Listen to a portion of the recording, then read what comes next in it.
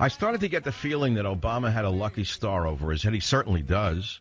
How could an unknown man of unknown origins become president of the United States without any scrutiny, I asked myself. I said, he must have a lucky star. And I said, look at what the Republicans are doing to themselves. He's going to win again. I said, something is so wrong with this country when I see an unknown creep like Santorum still in the race. It's amazing to me. Perhaps the least qualified Republican in history is still running against Romney. Now, Romney, as you well know, is a middle-of-the-road, check-pants, country club Republican, but certainly a better choice than Obama for the reasons we've discussed. But just when I woke up this morning, I said it looks like it's a lock sure for Obama to get reelected because of what the Republicans are doing to themselves.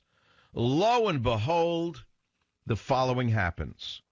Obama's overseas. He's caught on tape telling the outgoing Prime Minister of Russia, Medvedev, that after he is reelected, he says, after my election, I will have more flexibility.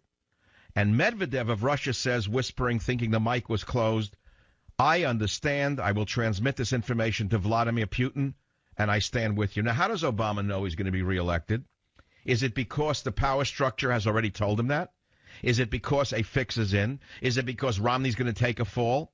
Well, let's run the tape backwards. Here's Obama telling Medvedev to tell Putin that he's going to get reelected, and after which he'll stab his allies in the back. Listen. This is my last election for you. Yeah. And after my election, I have more flexibility. Yeah. And I transmit this information to Vladimir and I stand with him. Now, did you hear any of the sound? It's very hard to hear. So let's start with clip 1, which I asked for, and then clip 2. Go now.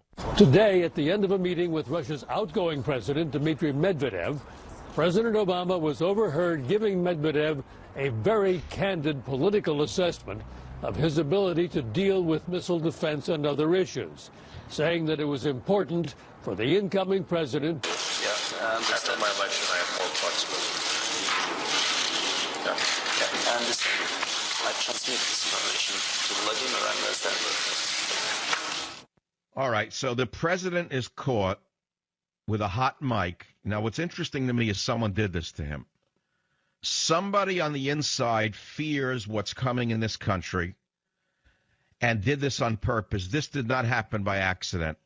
Somebody at last inside the Obama administration has done the right thing, and let us hear what this man really is. Aside from the nice guy who eats ribs, the nice guy who has a nice family, the nice guy is not such a nice guy. Now, I ask you, how does Obama know he's going to get reelected? His poll numbers have never been lower. How is this possible? How does he understand this? So, again, I go back to the question. How does he know he's going to be reelected? Today, in front of a microphone that Obama thought was off, Obama betrayed both Europe and the United States. Speaking off the record, or so he thought, to outgoing PM Medvedev of Russia, he begged for more space. But he wants more space on the issue of defending our allies. In other words, he wants the right to stab Poland and Czechoslovakia in the back again. Then Obama goes on to say this would be his last election, and that after he wins again, he would have more flexibility. Now, the first thing this means is that Obama is betraying both Europe and the United States. What he means is that after he's reelected, he'll be free to pull the plug on the planned missile defense shield in Eastern Europe, stabbing in the back nations that were only until recently under the yoke of the Soviet Union. And make no mistake about it, this is also a betrayal of the United States of America and all of our strategic aims. For this is the same president who is making massive cutbacks to our military and to our nuclear defenses. But what is even more disturbing to me is that Obama, in what he thought was a private moment, seems to take his reelection for granted. Why does Obama do this at a time when his polls are lower than they've ever been, when gas prices are higher than they've ever been? Because the Republicans are weaker than they've ever been. And why would Romney present such moderation in the defense of liberty? Because the fix may be in.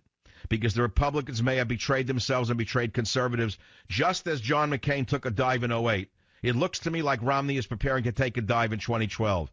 The puppeteers behind the scenes have decided that just as there were 8 years of Bush, there will be 8 years of the Democrats fleecing the taxpayer.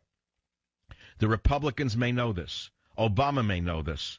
But I'm the only one who seems to have said it before everybody else. I pray to God I am wrong.